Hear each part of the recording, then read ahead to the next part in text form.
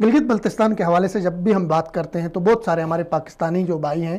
ان کو گلگت بلتستان کے بارے میں علم نہیں ہوتا ہے. بہت سارے تو یہ سمجھتے ہیں گلگت بلوچستان پڑھتے ہیں, بہت سارے یہ سمجھتے ہیں کہ یہ ٹرائبل ایریا کا کوئی حصہ ہے, قبائل کا کوئی حصہ ہے. تو گلگت بلتستان بنیادی طور پہ ہے کیا, کہاں ہے, اس کی افادیت, اس کی اہمیت کیا ہے, مختصراً اگر آپ بتانا چاہیں. بہت مہربانی ہے, بہت زبردست آپ نے, اسپیشلی میں یہ کہوں گا کہ یہ بات آپ نے کی کہ گلگت بلتستان کو لوگ عموماً ہمارے ایک عام سوسائٹی کا بندہ کے علاوہ بھی پولیٹیشینز بھی بہت سارے میں نے دیکھے ہیں جن کو یہ نہیں پتہ ہے کہ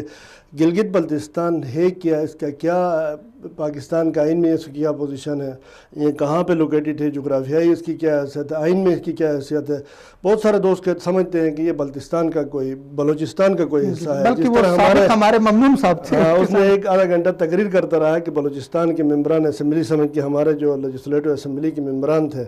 گلگت بلتستان پاکستان کے نارتھ میں چائنا, انڈیا, افغانستان کے درمیان میں ہے. 28,000 مربع میل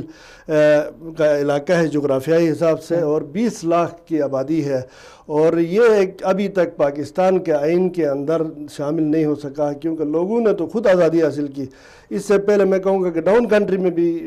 شاید ایک ریڈ کلف وہ جو بنا, ایک کمیشن بنا, اس نے تقسیم کی کہ یہ علاقے انڈیا کے ہو گئے, یہ پاکستان کے ہو گئے. لیکن ہمارا علاقہ جو تھا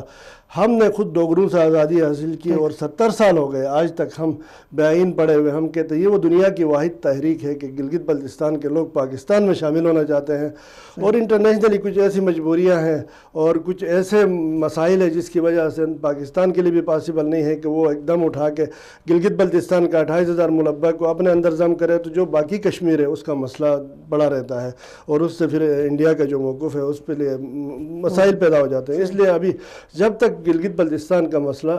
کشمیر کا مسئلہ حل نہیں ہوگا, گلگت بلتستان کو کوئی ایسا امپاور کر کے پاکستان کے اندر ایسا کوئی وہ سیٹ اپ دے دے کہ لوگوں کی فرسٹریشن بھی ختم ہو,